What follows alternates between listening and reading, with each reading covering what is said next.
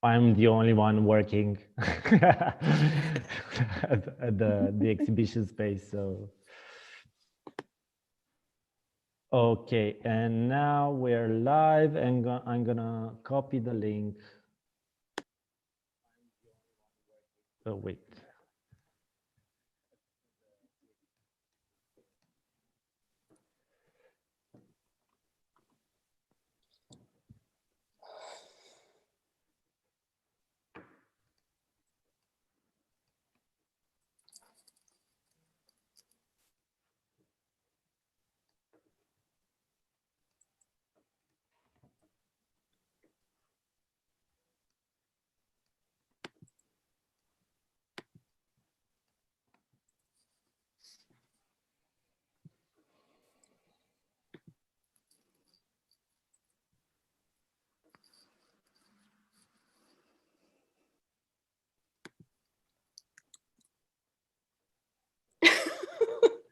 Alexandra, yes.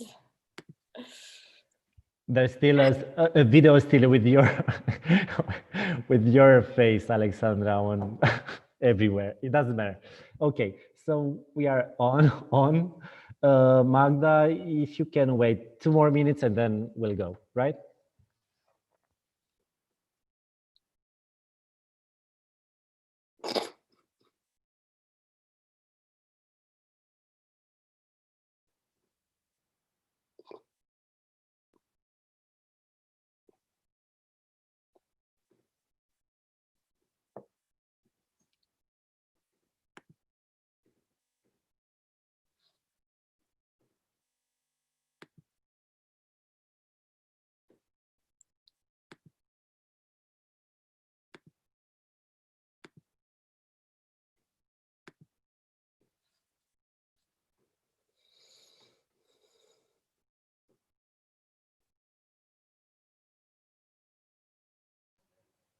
Yeah, I think we can start.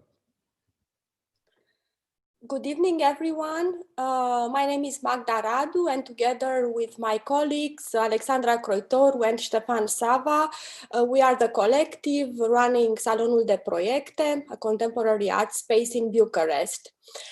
This is the third event in a series of artist talks and artistic contemporary art interventions sparked by our work with the Mihai Oroveanu image collection, in the context of a wider project which aims to help preserve and to bring to a wider circulation one of the most complex photo archives in Romania.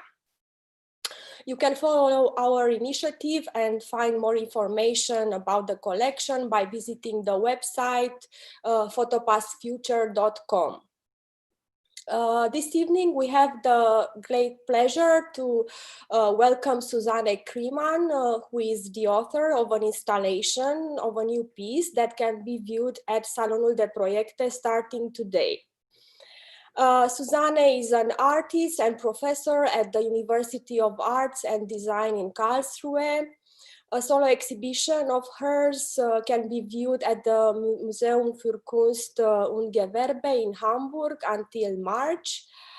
But there have been many solo exhibitions with her work organized by institutions such as Arnolfini in Bristol or the Wattis Institute for Contemporary Art in San Francisco or Kunstverein in Braunschweig.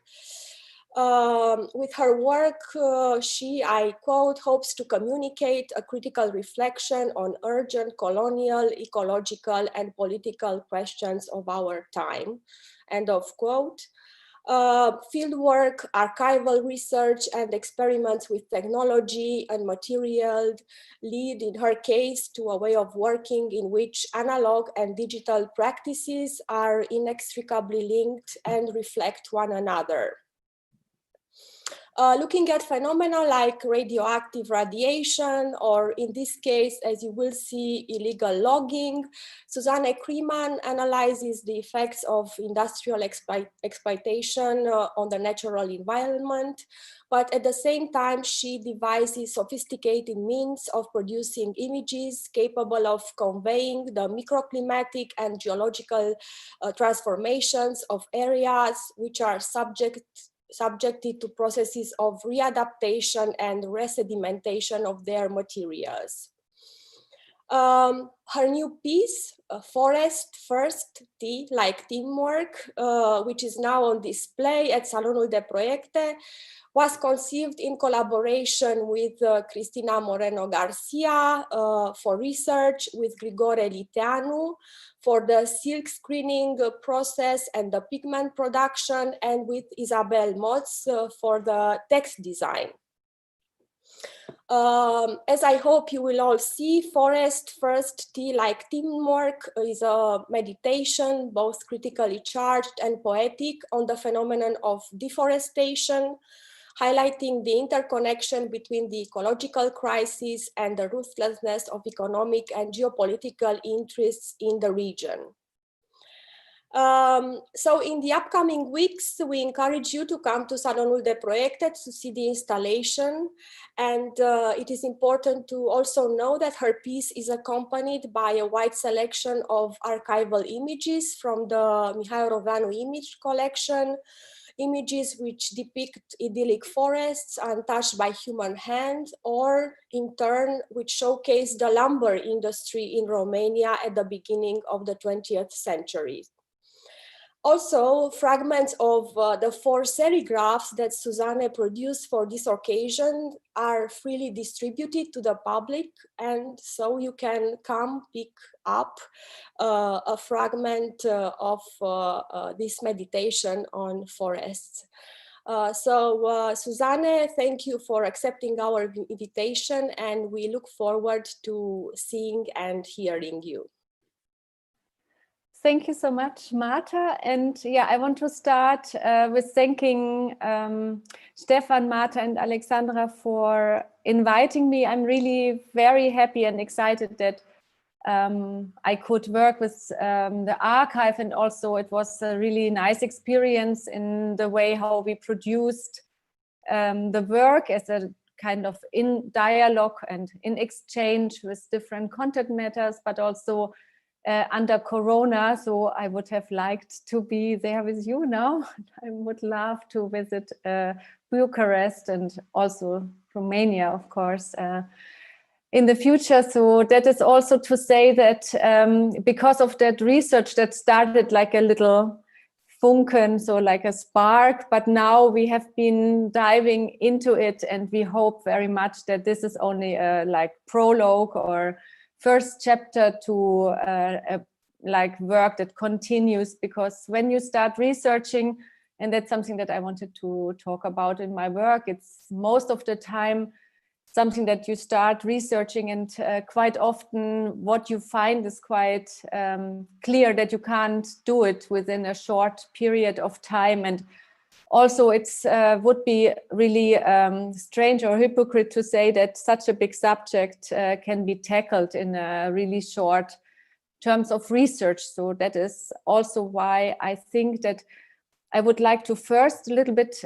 introduce you to my practice, and I will share my slideshow with you. So I will share my screen, and at the same time, I would like to say that please feel free to interrupt me whenever you have a question. So I hope that the questions are there, and when the questions are there, we start conversation, because even now we are in a YouTube channel.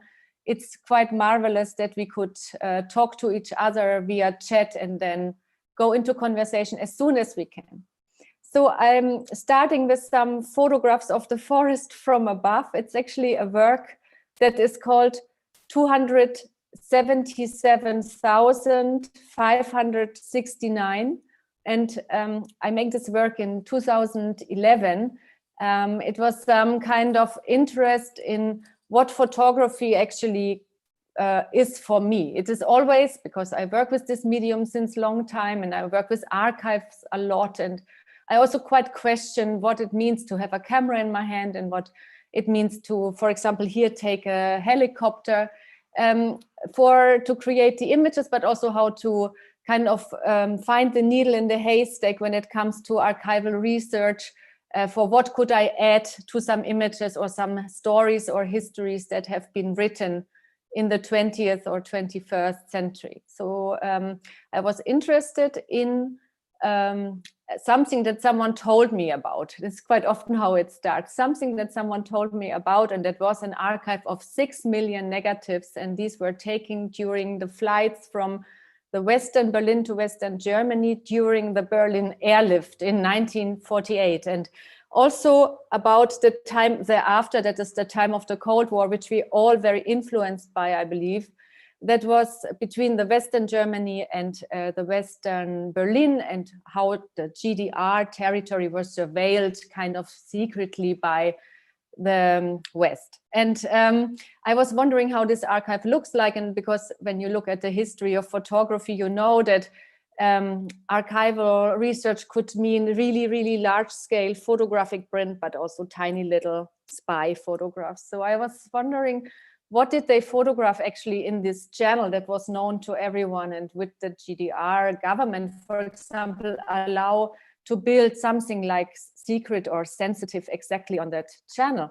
And so I didn't find this archive because it was still kind of disclosed, and the message was transferred to me that I should get in contact with the CIA, and there I kind of decided to stop. But at the same time, I thought that let's go and look myself what I find there. And when I was flying this one southern channel, I realized that there's a lot of wood. And then at the same time, this work developed while flying and looking at this area from above. What actually can I depict, or what do I see? Because you know, the resolution of the tree is extremely complex. It consists of millions of little leaves and branches, and my photographic camera, that was also quite large, only has a certain amount of pixels or spots or something. So how does my image zoom in, or what do I actually see?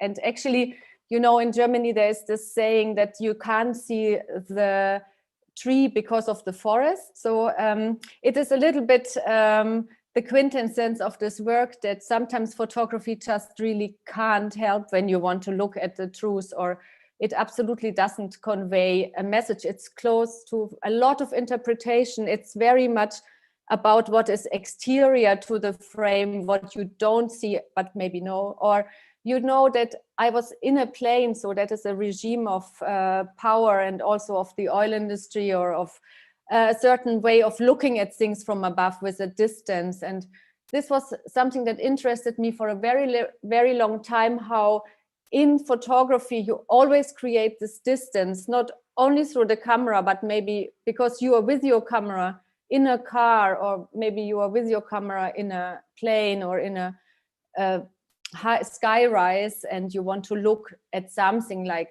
secretly. So this work back then in time was very much thinking about how do we actually learn when we look at the photo? How do we learn what is inside of that picture, and how does the photo communicate back to me? And it was so interesting, because I always thought, when Alexandra asked me about this exhibition, that if I don't have any idea, I still have this work somehow to talk about something that I know a lot about Romania, that is this really amazing, beautiful forest in the Carpathen. And so that also that was the first entry point for our collaboration, was that I wanted to see some photos of the forest, and then somehow all these photos of logging came up, which I didn't kind of expect. And so then that is something that is like at a wider context, that since many years I'm looking into archives, I'm trying to put myself into this as an active communicator in that history, and I'm looking into photographs, I'm reading, I'm thinking about how do I interrelate with this? Can I, as a person, so interrelate with it, or can I re-edit the history? So, or can I time travel with photography, which is also quite a nice thing to do. And yeah, what do all these photos tell me?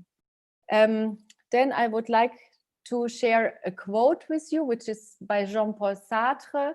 And while you are reading this quote, I can tell you a little bit what I feel about it, because all the while we are looking at our environment through pictures, all the while we are understanding how we are so much enjoying when we are in a beautiful landscape and in a beautiful nature, how we are enjoying that view.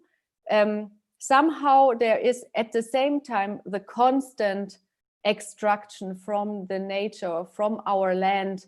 And I was quite often asking, so what is that doorstep between the miraculous landscape or the moment when we start digging? And Sartre put it in a very interesting way with the field of snow. It is something that is also related to what we say, the fear of the artist in front of the white canvas, something that is an untouched ground, that is so beautiful that you have the feeling that it is beyond our human capacity. And then when you see this beautiful white landscape full of snow, you approach it and you come closer and closer. And the moment until you start to take the snowball out of that beautiful field of snow and you start throwing it to your friend in like exquisite laughter, you have destroyed that untouched nature. And so there is this interesting doorstep, what you can call threshold or something between the one and the other state of being. And this was a kind of entry point into the phenomenon that where photography somehow doesn't at all work, or our eyes for sure are absolutely not working, and that is when it comes to radioactive decay or unstable minerals. And what we are looking at here is a photo that is not part of the work that I'm showing you, but I'm going to also switch in and out between things that are part of a work and things that are actually there to show you my ways of getting into the subject. And also there again to say how photography quite often puts you in a big trap when you want to believe what you're seeing. So what you're seeing here is a black piece of stone, but what you don't know is that black piece of stone has some amazing properties, and that is that it has radioactive power, superpower actually. It's a piece of pitch blende, and pitch blende is that mineral that is used to extract yellow cake. It's uraninite in its English or geological naming, or pitch blende, which is also a story that let's say the word Pechblende in German, it's something that was full of poetry for me when I read it first, and I actually read it on a book by the poet Lutz Seiler. And I was wondering how Pechblende was, what was that actually? Because Pech in German is something that's related to bad luck, but also to asphalt or something that's really, really black and sticky. And blende is something that is a diaphragma actually in the technical description of the camera, the blende that you can open and close until you see sharp into the distance or into the close-up. And I was wondering why this black stone was actually called Pechblende, but then this name came in the 17th century actually, and it was because a lot of miners were looking for silver, argentum, and that looks pretty much like this black stone when it is inside of the mountains. And so they were mining Pechblende all the time the moment they started mining, but actually before the discovery of radioactivity and its great use for our electricity purpose, Pechblende wasn't valuable at all. Also uranium was not valuable. And so they would throw it away and they would define it as bad luck, and that they were blinded by the shine, but it wasn't silver, but it's Pechblende. And so then somehow when I started to see that, okay, my own eyes don't see anything of this radioactive decay, but when I put it on analog sheet film and I wait 1 week, it shows this quite funny, quite beautiful, I think, image. And that's the stone that you saw before.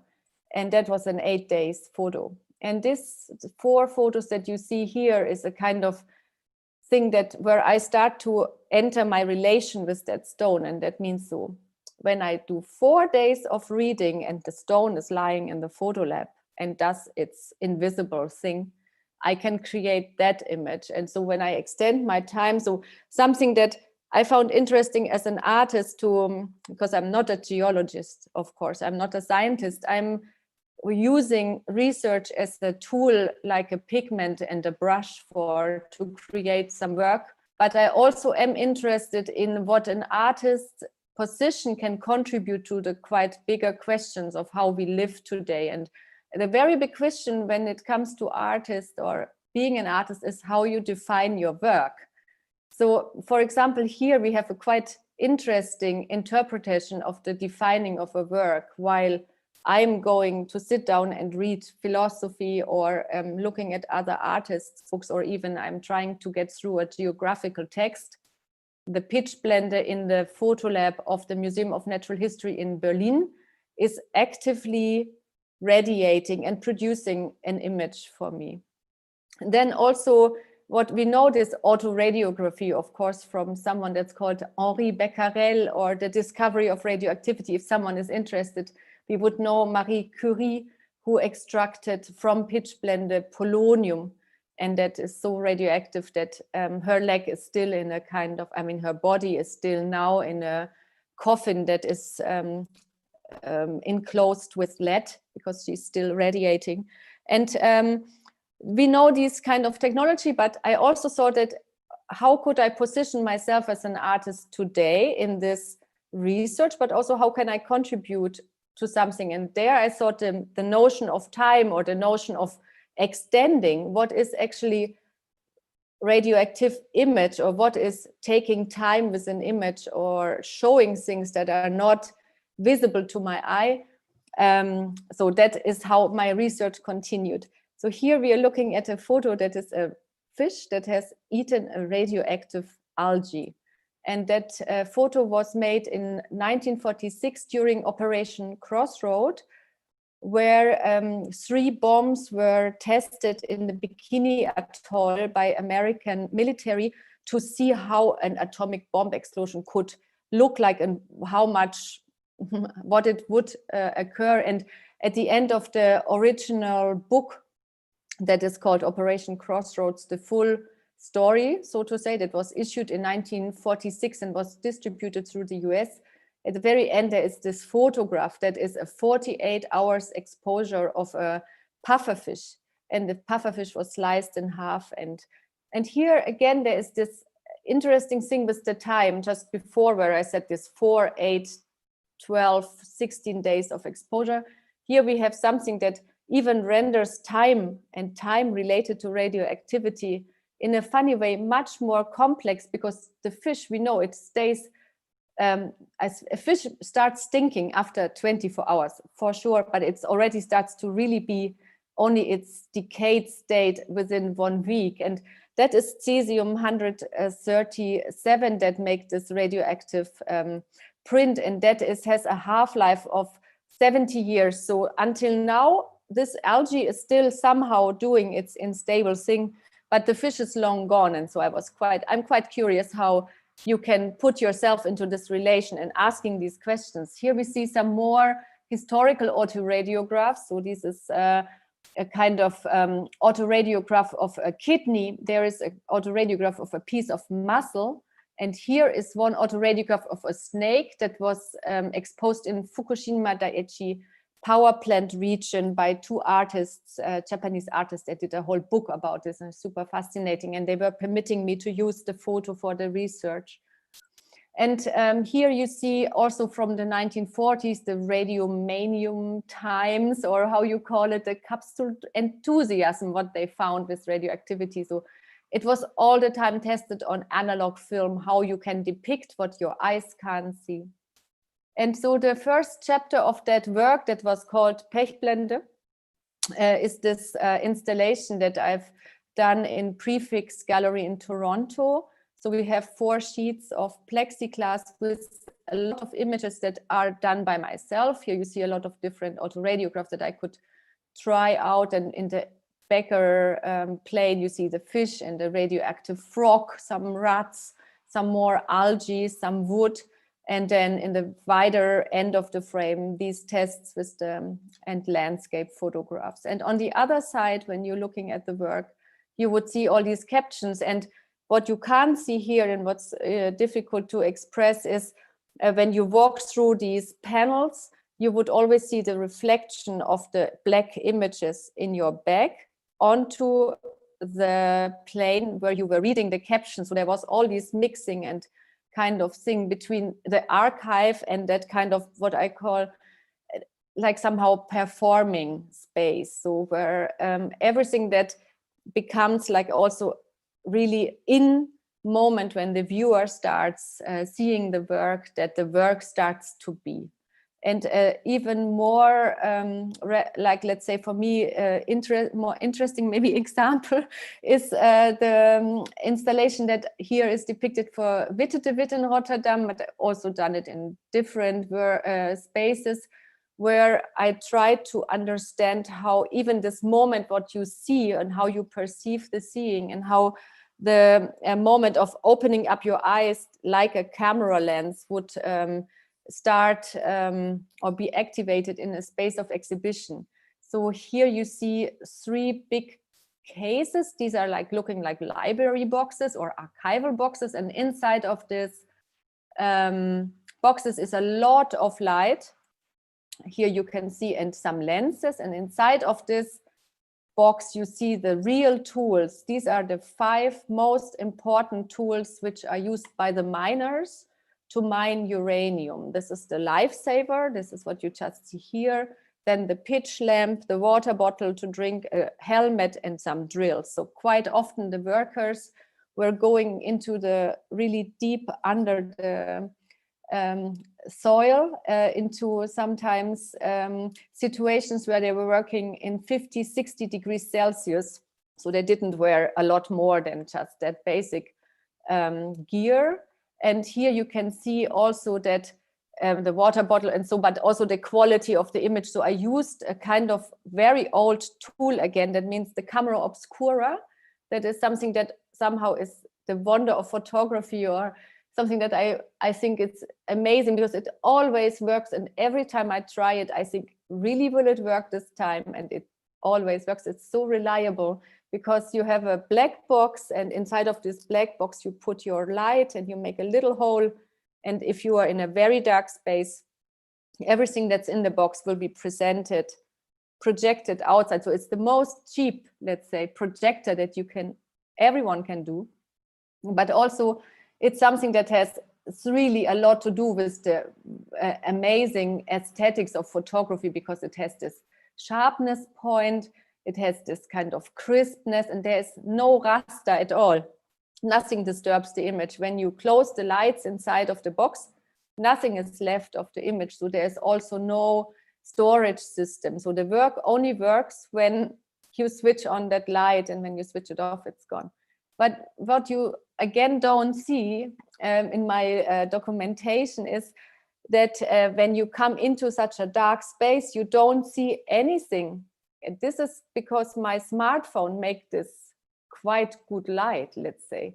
But if you come in, you would see, first of all, a shadowy space with some boxes inside. And so what is this exactly? And so after 1 minute, you start seeing as if you are like somehow switched on the lens inside of your eyes. And, you know, in the history of seeing, in the times of Greek philosophy, there was this perception that from the eyes, the light is going onto the objects and not from the sun. So somehow I find it still quite miraculous and wonderful to introduce it. But also I thought that it was a quite interesting portrait of those workers that are always doing the work when it comes to radioactivity. So you have these workers, so how to portrait them without showing their image in a kind of weird way inside of the mine with all these big tools like machine guns. And so there's lots of images on the web when you Google search uranium mining workers. So these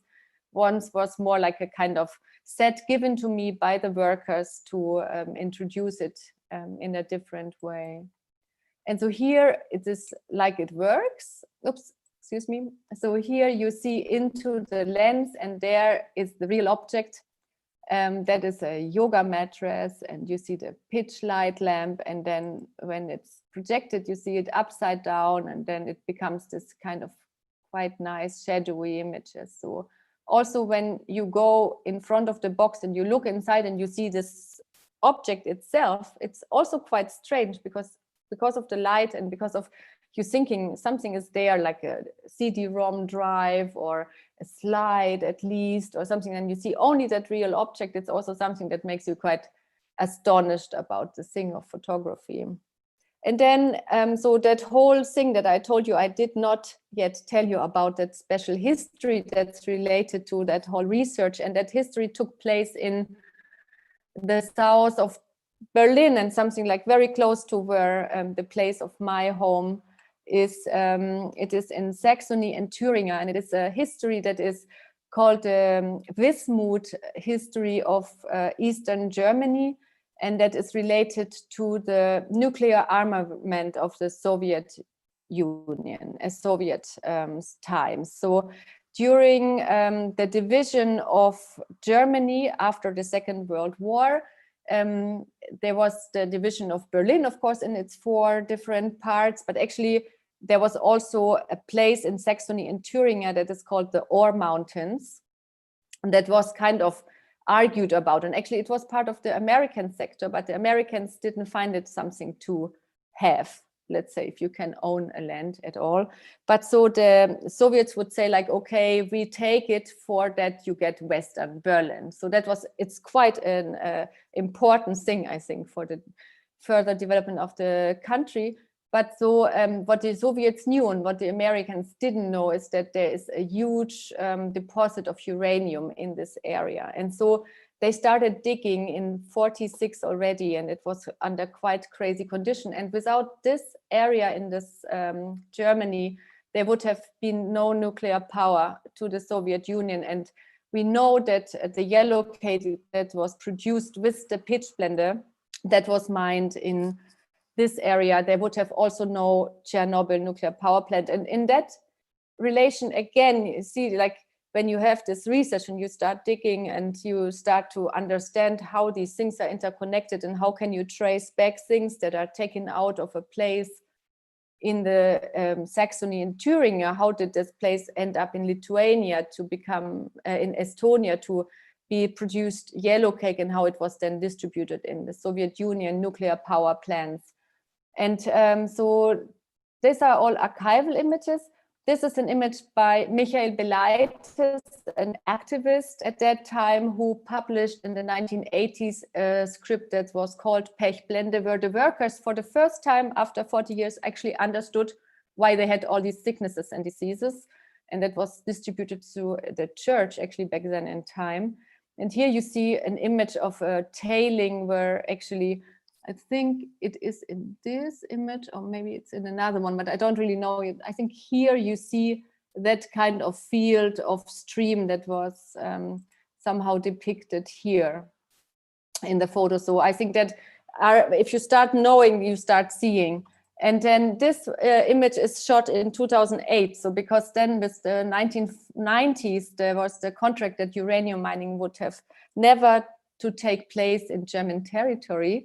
And we have to clean up what is left. And so they started to clean and to actually rehabilitate the landscape. And that is going on until 2045. And that is what was my second, let's say, entry point when I started to say like, okay, I really want to work with this archives and also with this history. It's because it's very close to where I live, because I can speak the dialect, I can speak the language, and the dialect is something that is really important when you want to work, when you want to talk with people that are doing that work. And the other thing about these workers is that they have been mining uranium for about, like, let's say 40 years, but then they had to undo everything that they'd done until 2045. So it is exactly these miners that took all the uranium out of the mountains. They had to bring all the rubble that wasn't used for yellow cake back in. And that is something that is like, first of all, of course, from an artistic or sculptural point of view, a shift of volumes that is so incredibly amazing. and that it's done by the same people somehow feels also psychologically really difficult. So there's a lot of things going on, and that work will probably not end for me. So because I continue to be amazed. So this is a situation in 2013, and that is the photo that I took in 2017 or 18 when I actually approached, and that is that undoing of traces of history somehow, and that's good that they undo it, but it's still the place where you question yourself if you can ever eat anything that's growing on that place, because it's for 100,000 years. It's called eternity's damage, and it's gonna stay there because it diffused everywhere. It through the rain, through the erosion, through soil, through air, that radioactive particles stay, and they stay inside of the plants too. So I'm gonna talk another 10 more minutes, then I come finally to the work that we want to talk about tonight. But I thought it was important to come to that point where photography for me takes place, to understand why in the end those prints that are hanging in the Salon Null are also for me photographs, even if there's not so much photography involved. Susanne, so here what you see is a kind one question. Yes, please.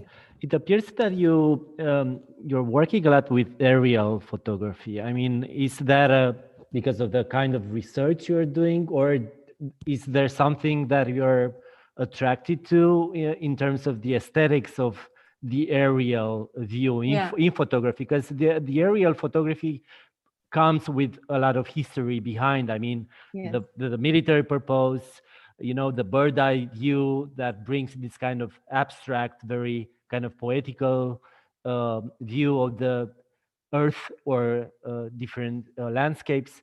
So I just noticed that you're using a lot of aerial photography, and I was wondering if there's something there, or it makes sense to use these kind of images for your research.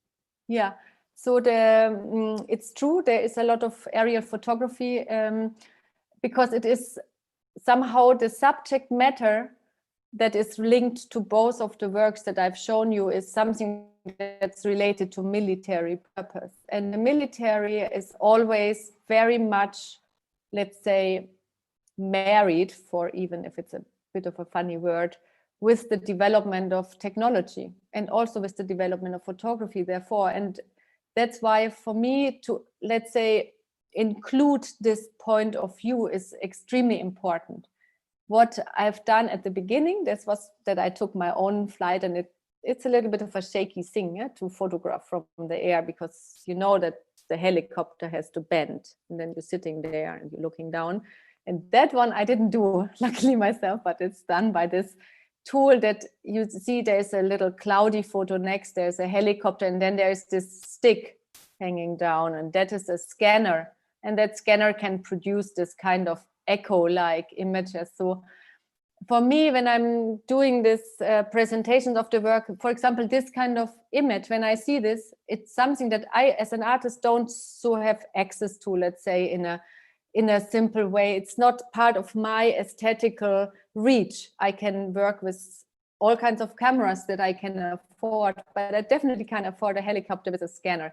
And so it's something that's related also to the scientific ways of working. So when I started the Pechblende research, I knew it's gonna go until 2045. I was in very close contact with some geologists and biologists from the University of Jena that actually do research how erosion, how everything related to a landscape that is part of our food chain, of our drink chain, of our life chain, how that could be rehabilitated, that soon that area, which is in Saxony, it's densely populated, it's a lot of villages everywhere.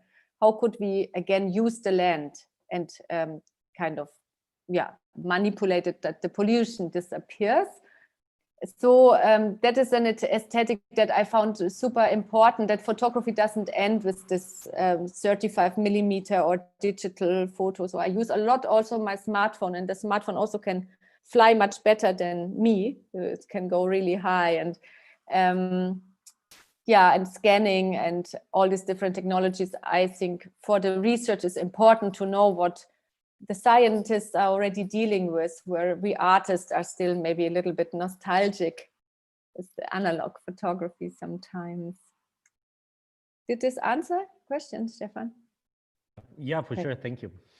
So what you see here is an echo, and this black and white thing here, for example, or here, there's still some reminiscence of radioactive stuff in the ground. So what then the geologists do when they clean up the landscape, it's so much work to clean the landscape or to kind of undo things that are coming from destructions.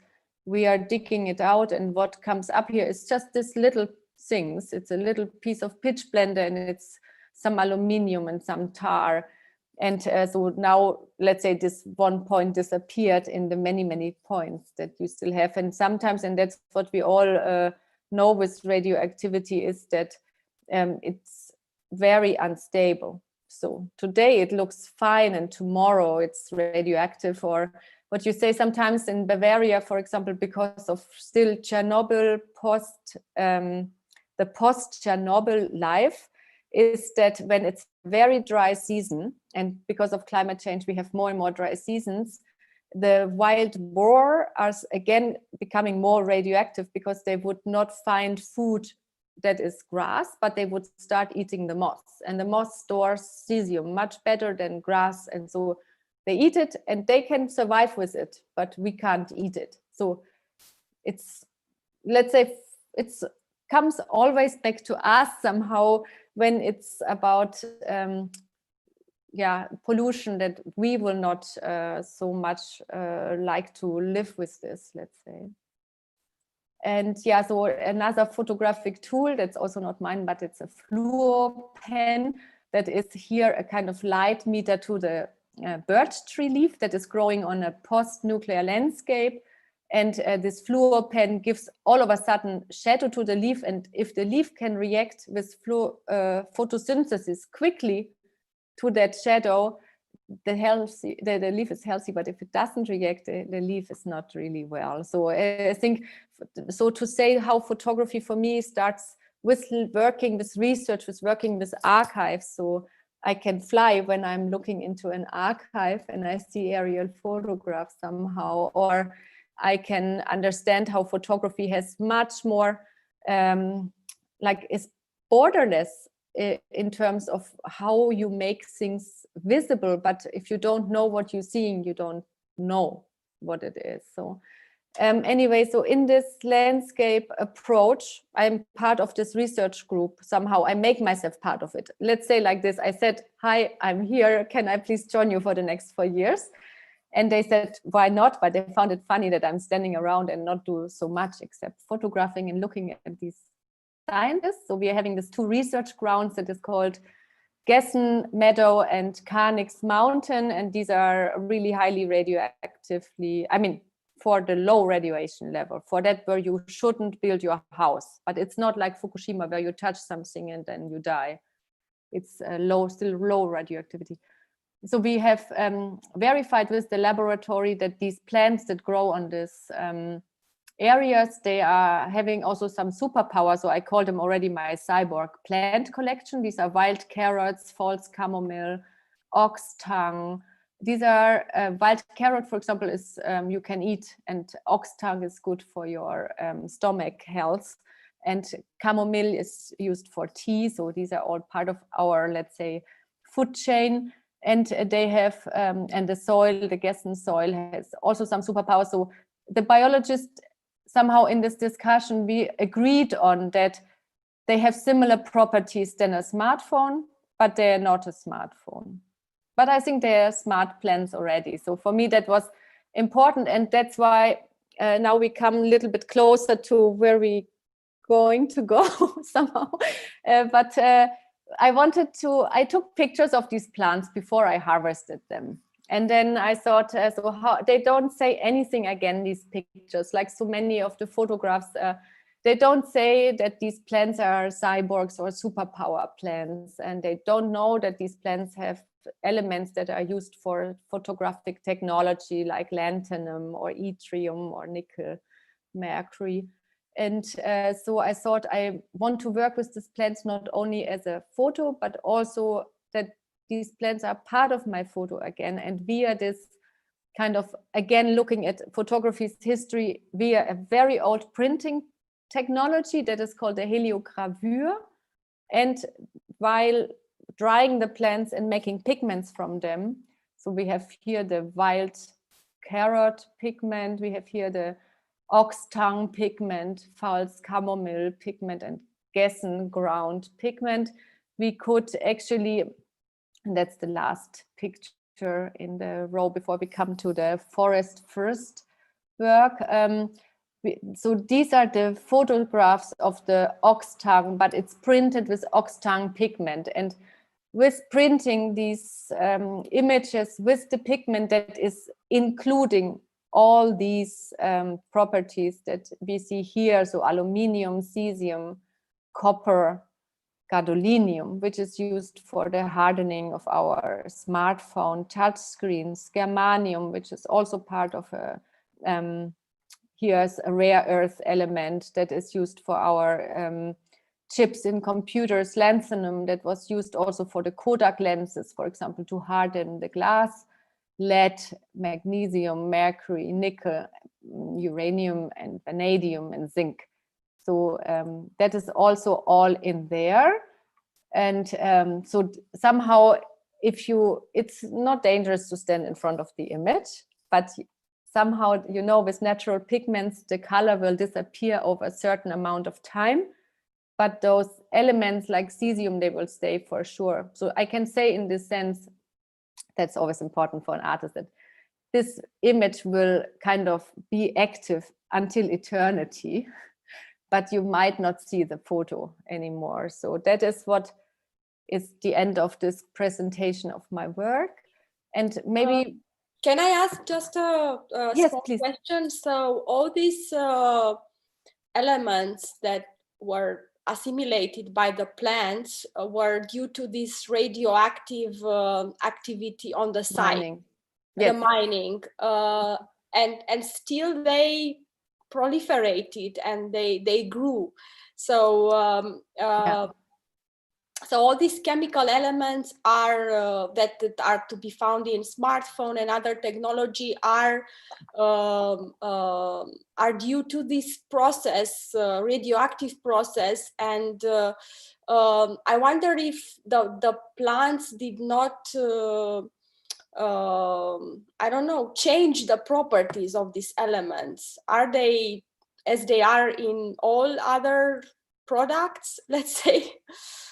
I don't know, yeah, maybe more or less. So more or less. we know that in the roots we have a lot of, so the pigment is also, the roots are in the pigment. So the pigments, they take first the things from the soil. So the soil is in its different layers, it has all these things. So but which soil we are talking about, it's a soil that is already not the pure soil post uranium mining. It is already a soil that has been rehabilitated.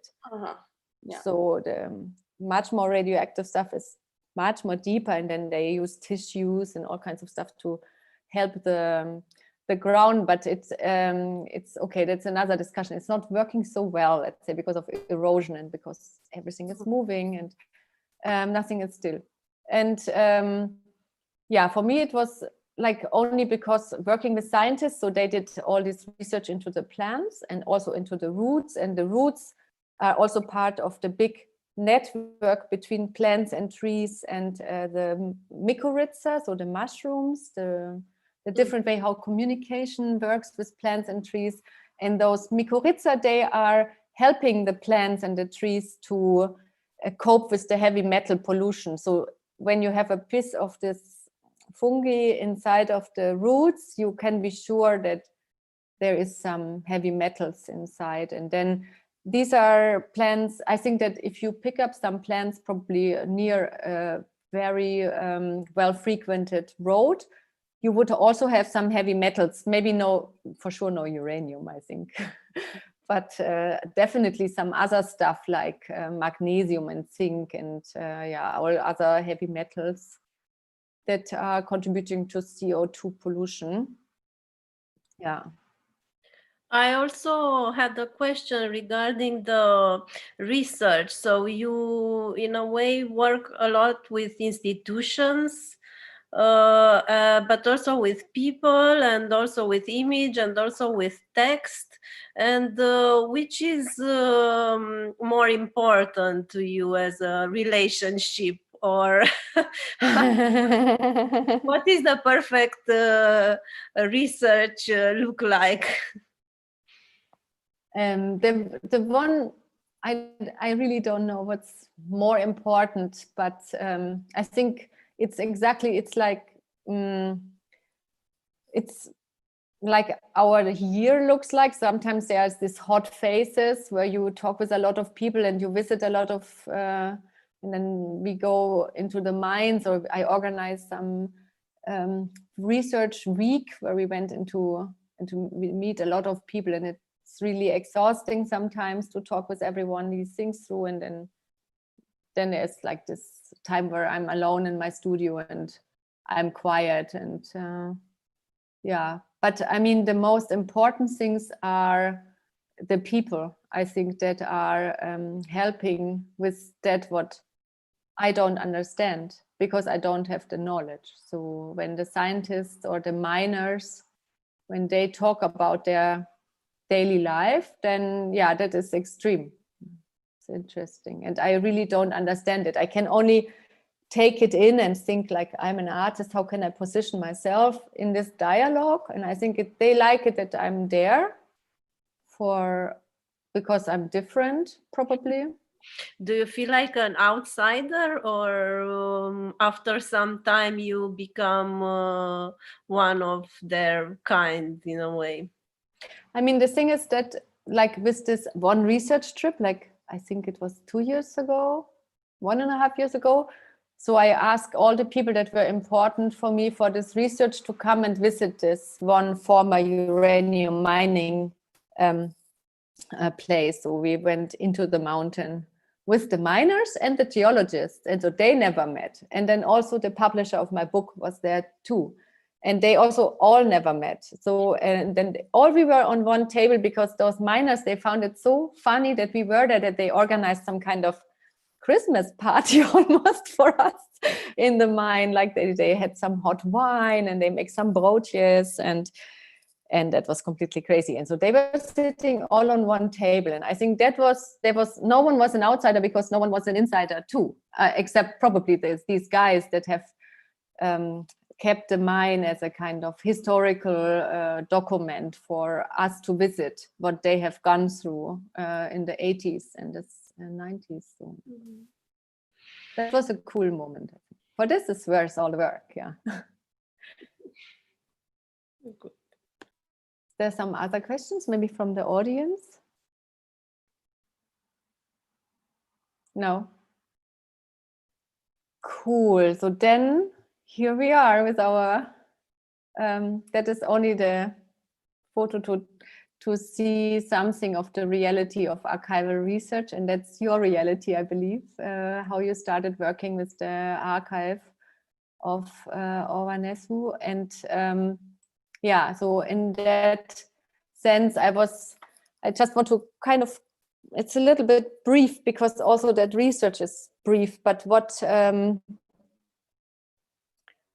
was interesting for me were these two photos. I still absolutely found them extremely amazing, because I really never could imagine that quantity of trees being cut down, and so it looks like thin sticks of wood, and it looks almost like a macro photo, so like a collage, and not at all like a image that took place, but it's definitely a documentary photo, and it's also definitely has taken place. So that was, I think, the first photos where I thought, I really I really want to know more about that logging. And that is a little bit similar to everything that I've been doing the last few years, that when you start getting closer to the story and to the history, that a lot of very strange things come up. So a lot of criminal things come up here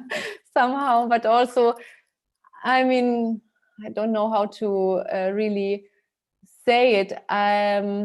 It is something that keeps me busy for also other works that I've done the last 2 years, is how to transfer something that is used for an artistic production, so like with a certain request from artist friends, curators, or producers to maybe work with an archive. How could I use all that possibility with that working condition for something where I could become more active than I've been before? Let's say, like in the Pechblende work, I'm still quite let's say, watching the scenes. I'm still taking things in. I'm working with this distance, but lately I cannot stop thinking that there must be some more activism related to these kind of subject matters. Also, I think through Corona, being a lot at home and being much less traveling and being much more confronted with like almost like being in my own cabin, and I'm looking out, so as if I'm locked in my own camera a little bit or something. How could I use my, as an artist, use my voice in a more activist way? And it started with another work that I can only briefly talk about. It is a piece of land that is in the north of Berlin, and that has been like beautiful. It's almost like it has been abandoned in the 90s. Again, it's also related to the GDR history, and it's also related to modern history. It has been abandoned, and a lot of trees and stuff grew over. And at the same time, you think like at one moment, the land will be sold and everything will be renovated, and then all these trees will go and there will be new houses and stuff like this. So I was looking for a way how to, for example, protect this amazing, beautiful variety, biodiversity. And so we found out that in Germany, we have quite a great law that protects ants, rare ant species. So all the ants that are, so in Germany, it's in the, I think, beginning of 20th century, these laws were written that the ants are so substantial to our survival, which are all insects, of course, but the ants also. So if we don't have the ants, the soil is over, let's say. So in the forest, we have a few rare species of ants, and they are close to extinction, and they are protected. So if so together with an ant specialist, we went through that whole area, and we discovered actually 30 huge habitats of ants. And in that area, it's not huge, the area. So we delivered this to the environmental administration that before someone can build anything there, they have to relocate the ants. And I used, let's say, my production money to actually define this area as an ant territory. No one will ever settle there except these ants. We hope, we believe, let's say. There's always this thing. So in that sense, I was already a little bit inside of forests and how forests are so important for us. Wait, and how Susanne, so if they want to build something there, or they have to relocate the ants? Yes. Okay.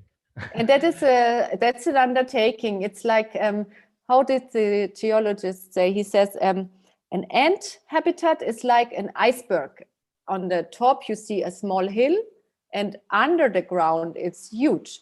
So we found substantial amounts above ground. So we kind of defined them as huge icebergs, which make it somehow, for any investor, probably a little bit of a question. And it takes some money also to relocate it. And then you have to also find the right place to relocate them. But if you don't know it, no one knows it, then the investor could say, oh, because it's not so easy to find. They are the very protected ants. They are so small that you can't see them. So for someone that goes through the area, and they don't see the end, they say it's free of these rare ends, but we defined these ends. And now they are there and they are written in this.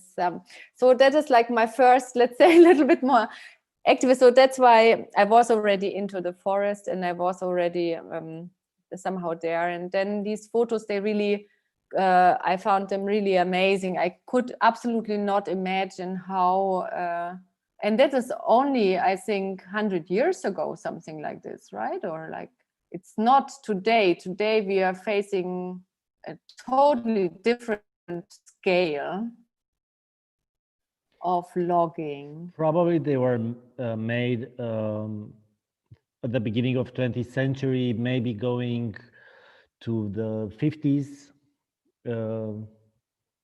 but not later. Yeah, exactly.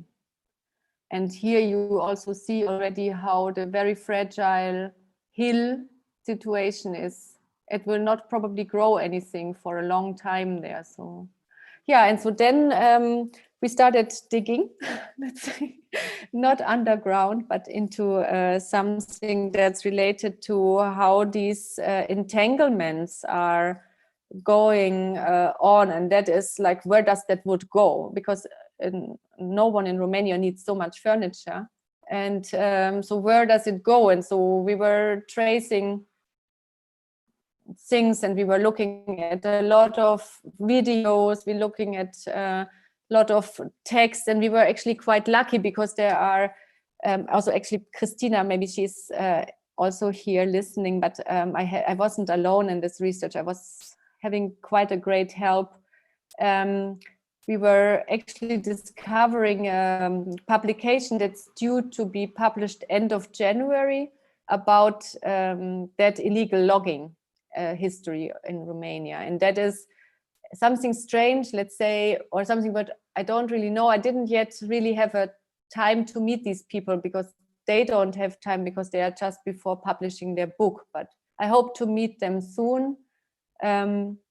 This book is a big scientific essay on all the details that you need to know what's happening and how these things are going to Austria and how they're going then to IKEA or to other cheap furnitures, and how they are coming into every household, and how every household has somehow miraculously the piece that is maybe related. And these are forensics, but it's also a little bit of a logical thing. So where does all the cheap wood come from that we constantly are confronted with? And so somehow, let's say the big thing that the one big thing that I still find, or that is what will probably catapult that research into a much more longer research, is that who has ever thought that that was a good idea? Because we really don't need so much furniture, and where are all these furniture going when they are deposited? Because we know from these cheap furnitures that they are not meant for a long use.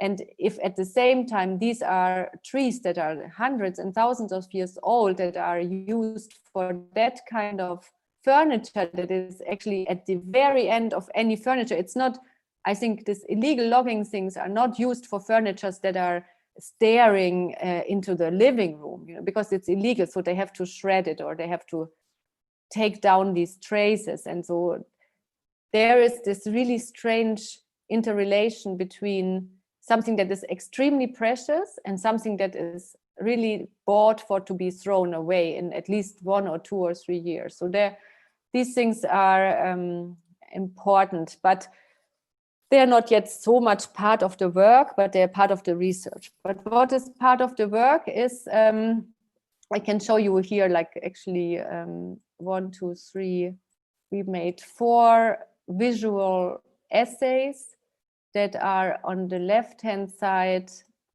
You see the design that is made by Isabel Motz with the text that I've been writing.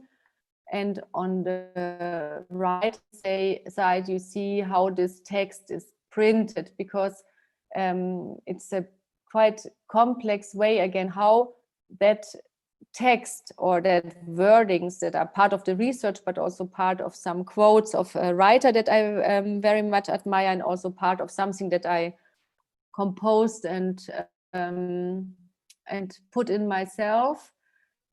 All these text is printed with dust from IKEA, actually thrown away IKEA furniture. So here is this kind of thing that I use a lot and that I found really important, that the material is in the work, it's the material that witnesses actually that kind of inability to photograph what's going on. Yeah, because we can't somehow photograph, like even if we would look at these archival photographs, I think it's a shocking photograph. It really hurts me, and this one too. But at the same time, I see it and I say, from the past, I can't do anything about it. It's already past. These trees are already long dead, and they are these photographs that are showing this and that are documenting our relation to our land.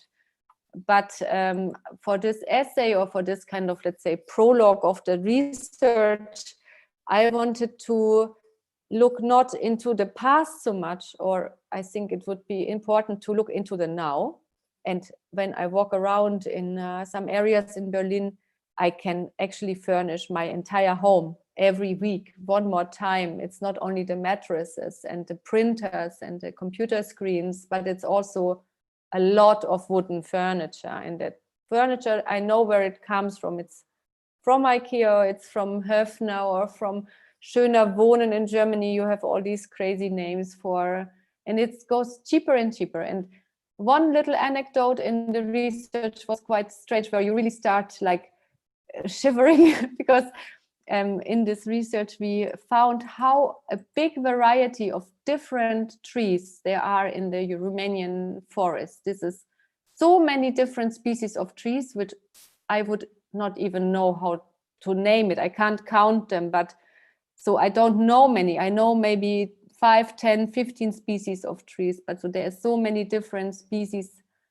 of trees. And so I wanted to see one species, how that looks like. I Googled searched that name of the tree, and the first thing that came up is that it's super cheap to buy this furniture. Right now we have this, it's nature furniture. It was from a bio furniture place which sold a bedroom entirely made out of this piece of wood, and it only grows in the Carpathian Mountains. And so I started to really like, here is the proof, that is it. We have to go there. I call them, I want to stop this and stuff. But yeah, I mean, so yeah, that is some anecdote during the research where the actuality of it, why is it now so cheap? Why is it so cheap right now? It's really crazy. Why is this cheap?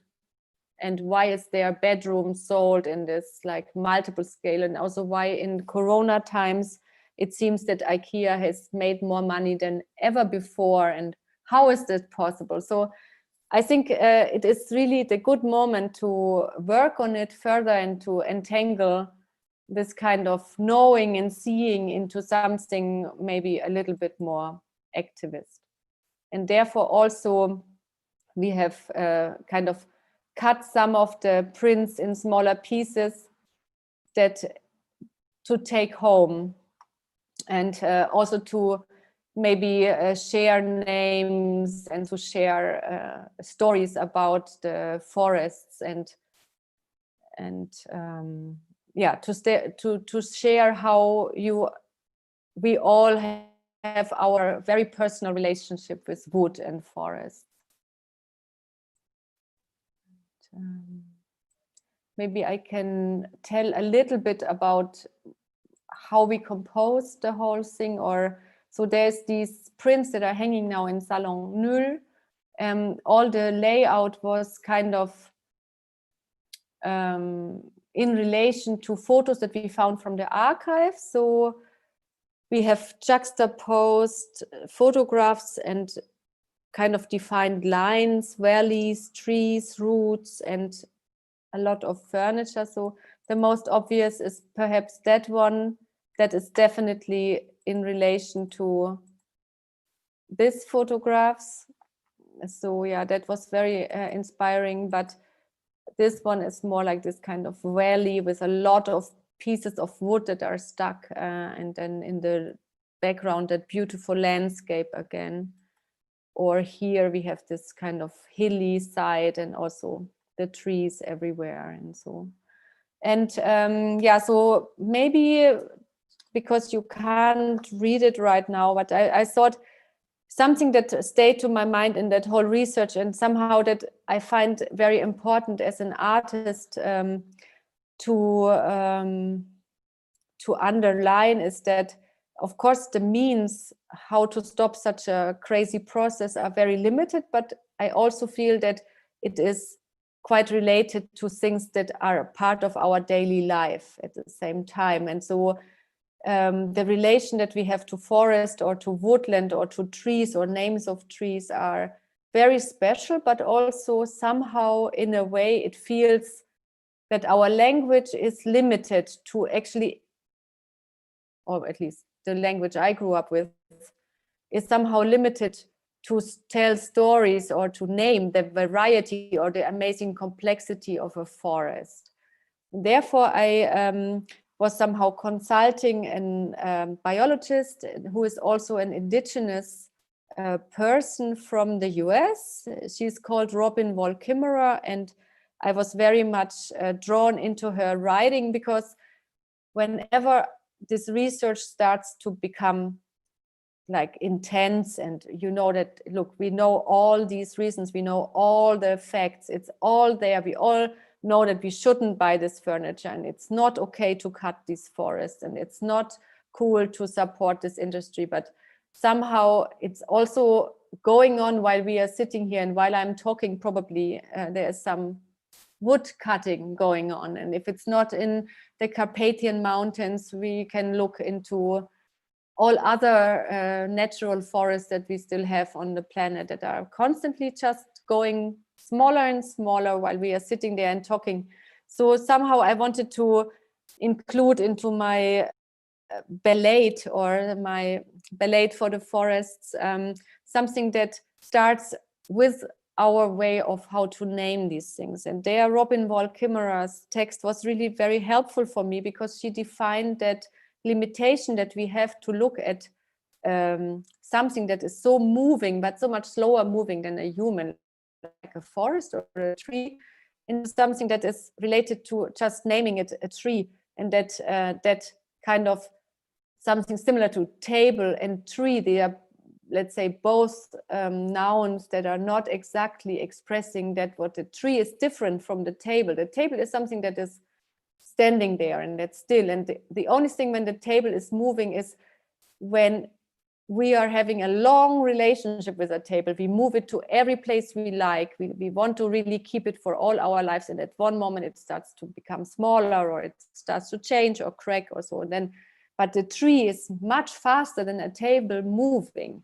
And so how is it possible that we have the same similar way of wording this? And so she talks about her other language, that language that is from this First Nations, in relation to forests and plants, that would always talk about the tree as something that is a living tree. So they would not have nouns for trees, but verbs. So it would be to be the tree. So that's why also here, for example, is to be extinction, to be close. So something to be a tree, to be a virgin forest, or to be a forest is something that I wanted to approach in this ballade as something that we can never talk about these things as something still, or something that you can just treat like a table. You can decide if you want it or not want it, or if you have relation to it or not relation, because the trees have so much different ways of life, let's say. So it's a very different way of how to approach that thing. So that is what I included into this poetry. And maybe I can also say something about the title that starts with forests. So the first poster that we have printed is called Forest, and it all talks about exactly this, how to name the tree, how trees are an archive of our life, how they are really linked to everything that we share with our history. that we can see the tree from the distance, but it's really something that we know from childhood as something wonderful or miraculous, or something that we can really have a relation to, or the trees have their own conversations. The trees are brothers and sisters in their forest kind of communication, and that we should start naming them or looking at them as persons and not as objects. So in the second thing is called first. So it is starting where the forest starts to be something that is more like a forest with holes. So first is excluding the O and the E in the forest. So somehow with that word, I am starting to introduce this chapters of the research where the IKEA, let's say, comes in, and the first is transferred into something that is called deforestation, or that is called Skolopex Handelsblatt, that owns actually a lot of Romanian forest, and that's something that I absolutely don't understand. Or that how we think about a forest with the wound, that is half of the forest is missing. So we cannot name it anymore forest, but we would say first. And then that we look at these firsts in terms of drones from an aerial perspective, because only that is when we can notice what is missing in our forests. So we also again involve some kind of tools like technology, military tools that maybe gives us the knowledge, but also transports us very much away from our subjects. And these are the trees and the forests that are around us. And then the third poster is called T. So actually almost nothing is left of our forest. And it's very much related, this kind of poster or ballade about what will be happening in terms of climate change when we look into the future that is calculated by scientists, when there is more and more scars and much less forests. And at the same time, the funny thing is actually that in Germany, we have a huge campaign by our markets. They are there to sell wood and construction materials to build your own home and to build your own furniture and to build your own things and your little wall and so on. They campaign to plant trees. So you go there, you buy something, and you should plant a tree. And that is in the T, from first, because I think it's completely crazy subject. So better stop cutting than planting trees. And then the trees take 100 years to grow or 800 years to become so amazing, like the forests that are in Carpathian Mountains. And in Germany, we have only in the Black Forest and in the north, we have some really old natural forests left. So that's also something that I can look into the future, because in our land, we have a lot of funny forests that look exactly like those aerial photographs that are planted in grids and that look not like a forest where you think that it's a communication forest or the forest of a conference or something that we can really name old trees that talk to us through different words. So in the last picture is the variety of trees that we will find in the natural beech forests of the Carpathian Mountains, which has been published through that research that I mentioned in the beginning. So that is like what I can tell you, and I hope that you have maybe some questions for me. And I wanted to again thank Christina and Grigore and Isa for doing this with me, because it was also nice to be not alone in this subject matter. And again, Alexandra, Marta and Stefan for giving this archive access, and that I started to dig deeper into this story that I wasn't aware of before. I just wanted to say that when we started working with archive, we had this fantasy that we will invite artists and researchers to work with the images from the archive. But I think, it's amazing that for you, the contact with images meant something else, and it kind of produced this idea of acting, of activism. And I think this is amazing that the contact with a body of images made you want to take action. Yes. So good. Yeah. Yeah, I really, yeah, it's, yeah, I never have seen this forests live, let's say. So I think that's the you good will action to hopefully take. soon. And yeah. And also you wanted to, I just mentioned this, that you wanted to somehow get in touch with other researchers or activists in Romania and Yeah.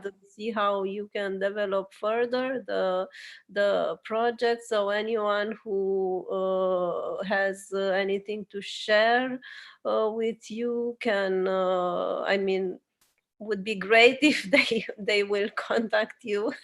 Yes, that would be great. Yeah. And another thing I wanted to ask was about the language somehow. How are you dealing with this research in a foreign language? Because I always think it can be misleading somehow. I mean, that is the thing that we ask first to these scientists that are going to publish this big book about the Romanian virgin forest. So it will be published in English and German, but not in Romanian. So I think the first thing to do is to find people to translate it into Romanian, because the people who cut the wood, it's similar then to these uranium mining workers. They don't usually speak fluent German or English. They will probably live there since many years, and they have always kind of been in the forest and cut the wood because it's part of the livelihood.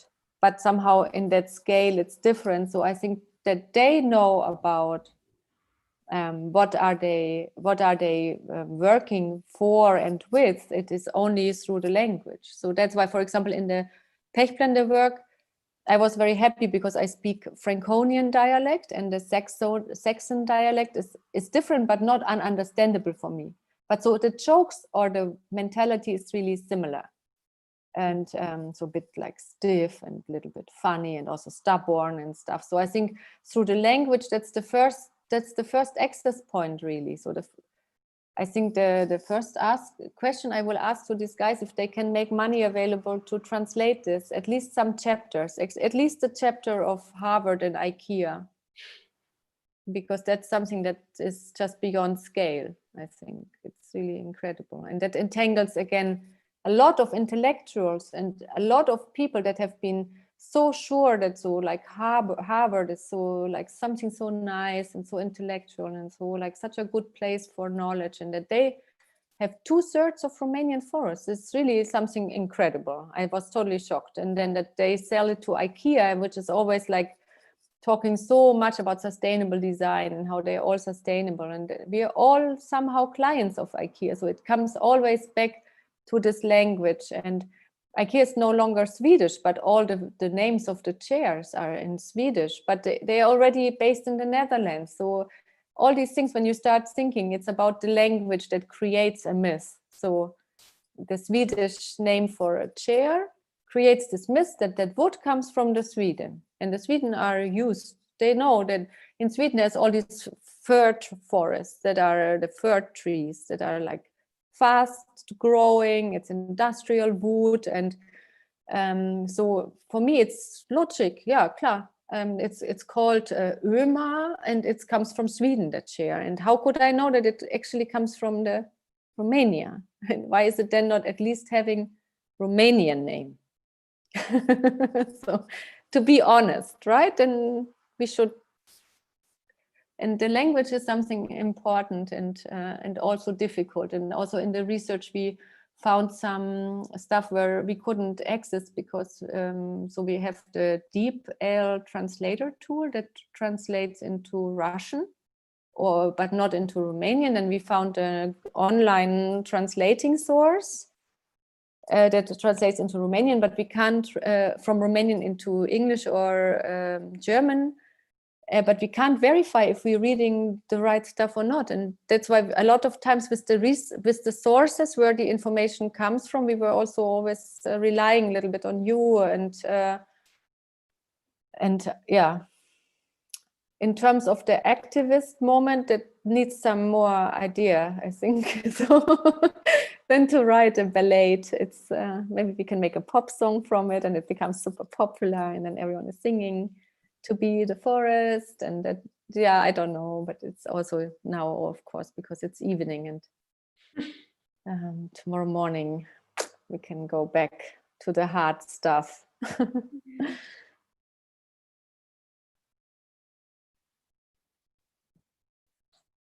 I just want to add a small thing just for the public to understand the fact that the historical images that you decided to include in your project probably are not actually of illegal deforestation. No. It's just there are probably official images that were taken maybe in the interwar period of time when in Romania, the wood industry was quite strong, and maybe they were still using this kind of primitive ways of cutting the forests from the 19th century. That's why we can see these kind of huge amounts, piles of trees that were cut.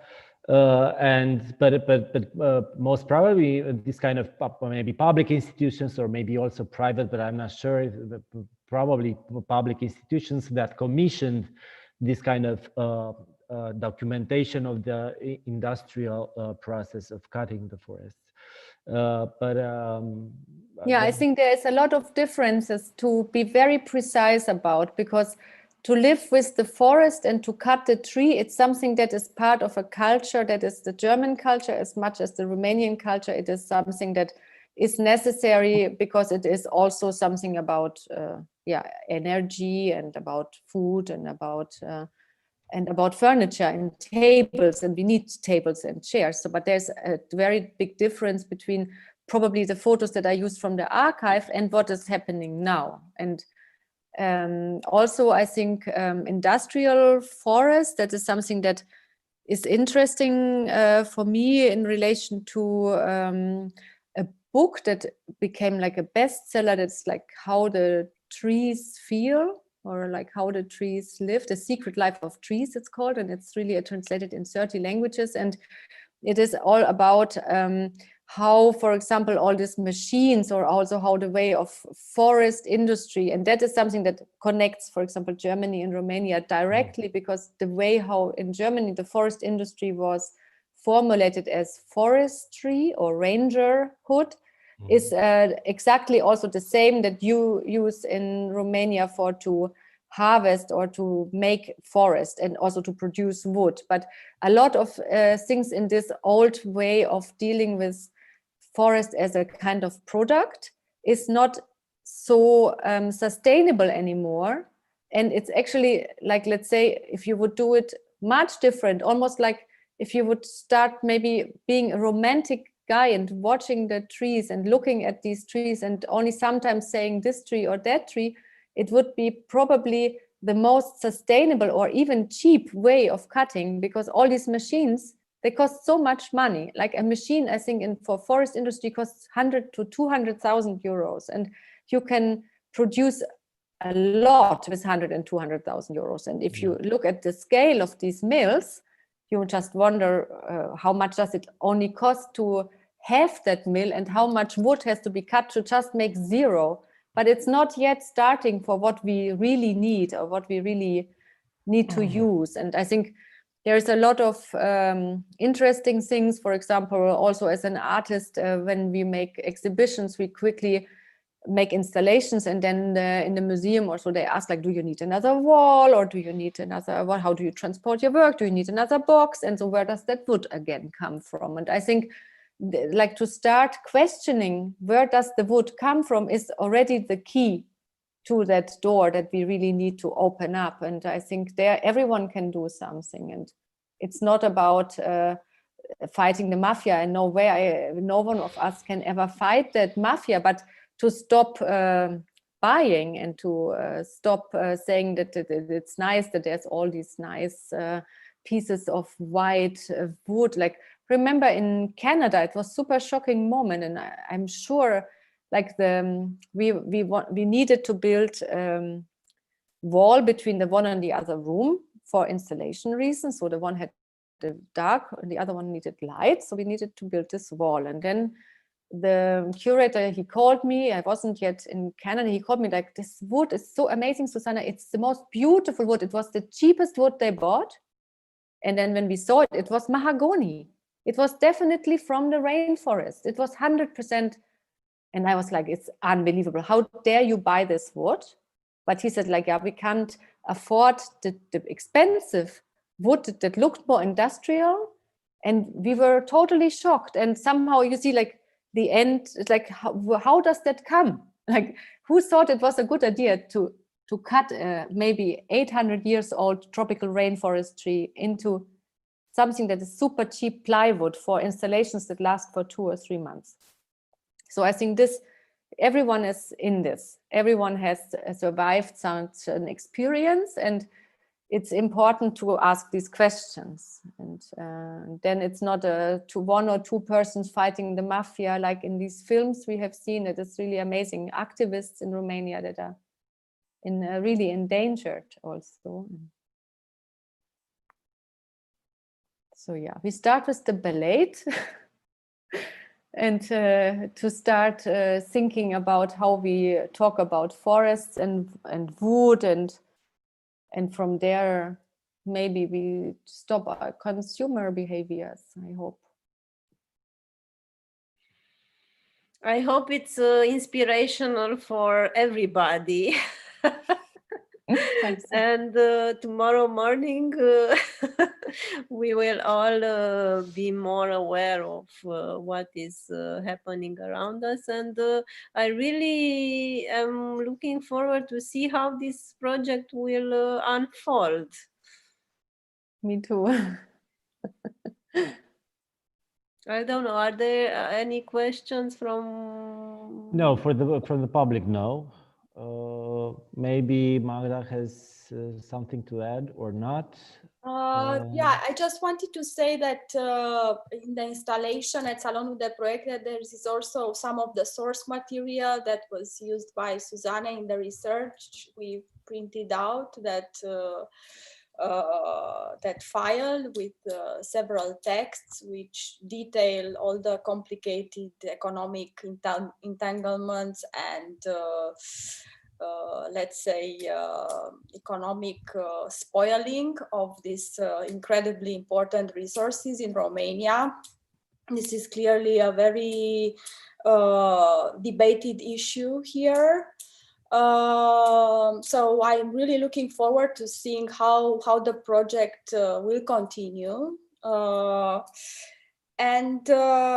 Yeah, I just had one remark, because it seems that also linking the discussion about this project with what you presented to us before, it seems that a lot of your work is concerned with this idea of erasing, or anyway destabilizing the boundary between object and representation somehow. So image is not just a passive representation of something, it is acting, so to say. And in this project, it circles back, or it finds its way out of this conundrum by resorting to language.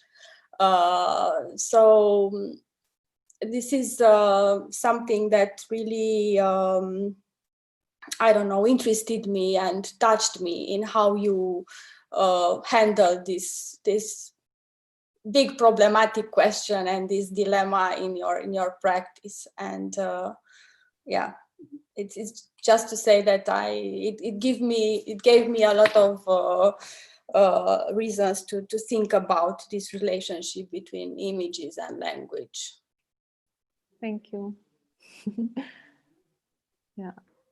yeah, and I think that with the pieces of IKEA furniture printed into the silk screens that are hanging in Salon Null, that is also something I think that you can see it immediately where it comes from and what it is, and even if you think it's a little bit funny or banal to write poetry first as a kind of prologue to such a subject that is so takes everyone really by the heart, I think, and where people get like not only angry but they are threatened by life, and also so it's maybe with that dust that somehow, maybe let's say by a not forensics, because we can't prove it, but by a kind of taking into account a few things in the research chain.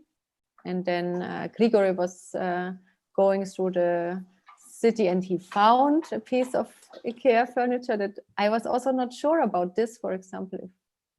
And so all of a sudden this connection was there. And I think in that sense, for that, it makes somehow the words even clearer. You know, it's somehow, even if you can't relate to the ballad of a forest, or even you can't relate to that of Robin Wall chimeras, that you have to start naming forest as a persona or as a moving thing. So like more like a, in Germany, you would say that we are Bäumen and not Bäume. So we gehen, so, and we walk, and we Bäumen. So that means that we start to behave like a tree. I don't know.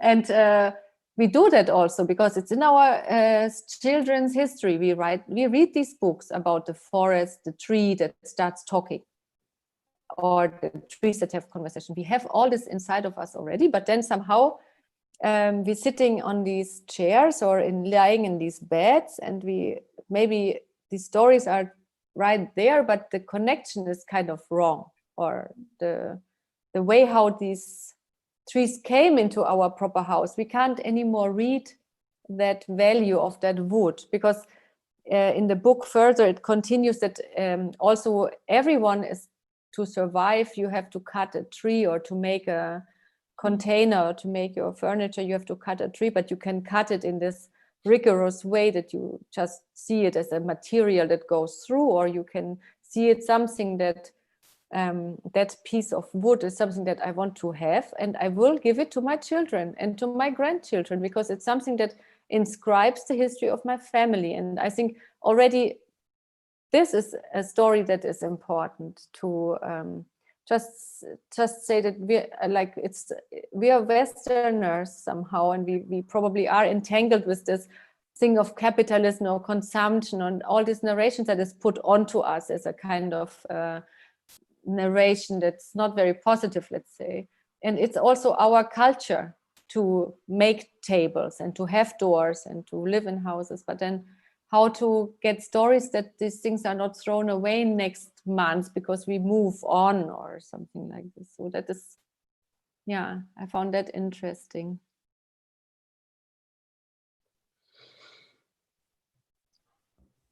Well, for sure, when you will come to Romania, we're gonna organize a field trip, a trip in the wild, still virgin forests of Romania.